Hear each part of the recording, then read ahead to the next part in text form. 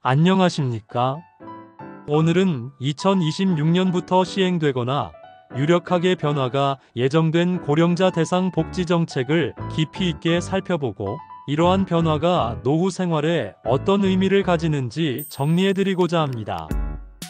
고령층 연금, 요양, 의료, 소득 보장 등 핵심 제도가 변화하기 때문에 미리 알고 계획을 세우는 것은 매우 중요합니다. 1. 국민연금 제도 개혁, 재정 안정과 수급 구조 변화. 2025년 4월 국회에서 국민연금법 개정안이 통과되었고, 이 개정안은 2026년 1월 1일부터 단계적으로 시행될 예정입니다. 이 개혁의 핵심 목적은 연금 재정의 안정화와 노년층의 안정적인 소득 보장 구조 마련입니다. 보험료율 인상. 현재 보험료율이 점진적으로 상승하도록 설계되어 있으며, 이는 연금 기금의 장기적 재정 지속성을 확보하기 위한 조치입니다. 소득 대체율 조정. 연금 수령 시점에서 실제 수령하는 연금이 기존 대비 높은 비율을 유지할 수 있도록 조정이 이루어집니다. 일부 분석에서는 소득 대체율을 약 43% 수준으로 설정하는 방안이 제안되고 있습니다. 출산 및 군 복무 크레딧 확대. 출산을 한 고령자나 과거 군 복무를 한 분들은 이 기간을 연금 가입 기간으로 인정받는 크레딧이 확대되어 수급액에 긍정적 영향을 받을 가능성이 있습니다. 저소득 가입자 지원 강화. 보험료를 스스로 감당하기 어려운 저소득 가입자에 대해서는 보조 정책이 병행될 가능성이 높아졌습니다. 이 개혁은 단순히 연금을 더 주는 것이 아니라 기금의 지속 가능성과 고령자들의 수급 안정성을 동시에 확보하기 위한 균형 정책입니다. 2. 기초연금 기본연금 조정. 고령층 소득 보장의 또 다른 축으로 정부는 기초연금 제도 조정을 강하게 검토하고 있습니다. 일부 공약 및 보도에 따르면 2026년부터 기초연금 수급 대상, 금액, 지급 기준이 변화할 가능성이 있습니다. 지급 금액 상향. 일부 보도에서는 기초연금 월 40만원대 인상안이 논의 중이라는 내용이 나왔습니다. 수급 조건 완화.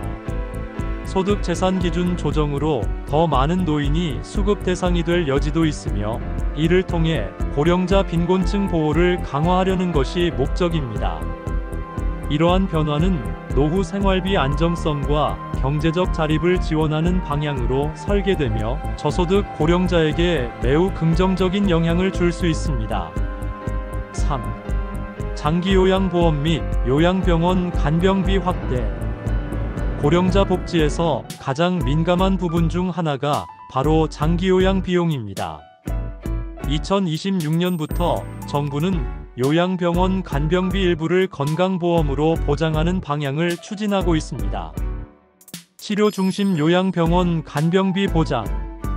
지정된 요양병원에서 제공되는 치료 중심 간병 항목이 건강보험 적용 대상이 될 예정이며, 이는 요양비용 부담을 크게 줄일 수 있는 변화입니다. 본인 부담률 조정. 보도에 따르면 환자 본인 부담률이 약 30% 수준이 예상되며, 이는 지금보다 큰 폭으로 비용 절감 효과를 줄 수 있는 구조입니다. 요양 정책의 형평성 강화.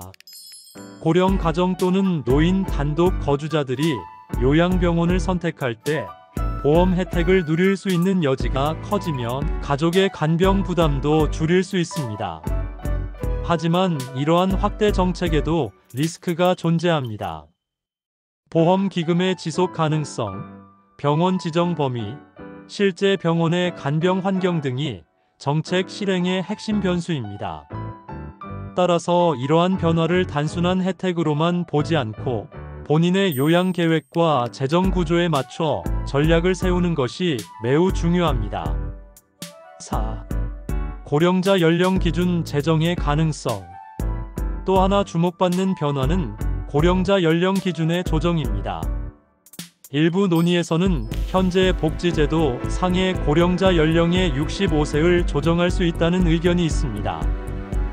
고령자 기준을 조금 높이고 그에 따른 복지 수급, 연령을 조정함으로써 재정 부담을 관리하는 방식이 검토되고 있습니다. 하지만 이는 단순히 혜택을 줄이려는 것이 아니라 고령화 속도와 재정 여건을 고려한 중장기 전략으로 해석됩니다.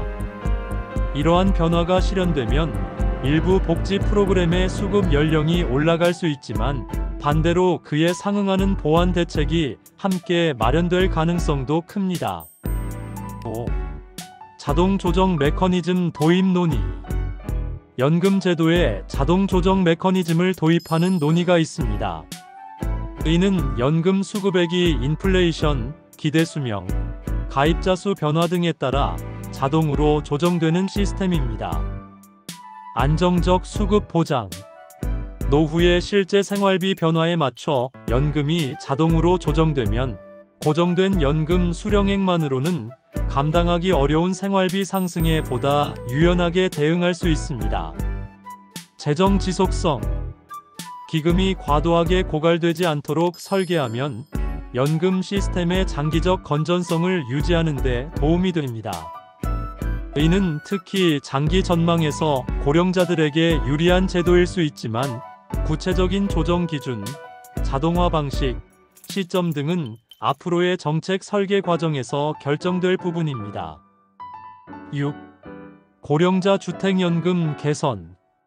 2026년을 기점으로 정부는 주택을 보유한 고령자의 생활 안정을 위한 주택연금 제도를 개선하려는 계획을 갖고 있습니다. 주택연금 확대, 집을 담보로 생활비를 지원받는 주택연금. 이 제도가 현재보다 유리해지도록 설계 변경이 유력하게 논의됩니다. 소유주택 활용. 자녀가 없는 단독 고령자 또는 연금만으로는 생활비를 감당하기 어려운 고령자에게 매우 유용한 제도입니다.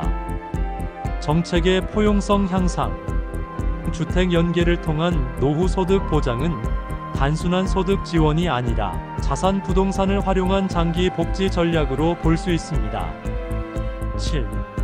일과 연금 병행을 위한 제도 조정.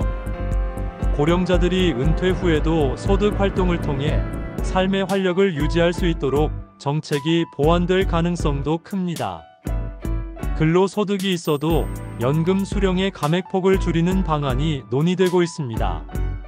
이는 활동 가능한 고령자에게 일과 연금을 병행할 수 있는 기회를 주며 단순 수급자에서 탈피해 생산적 시니어로 역할을 유지할 수 있게 합니다.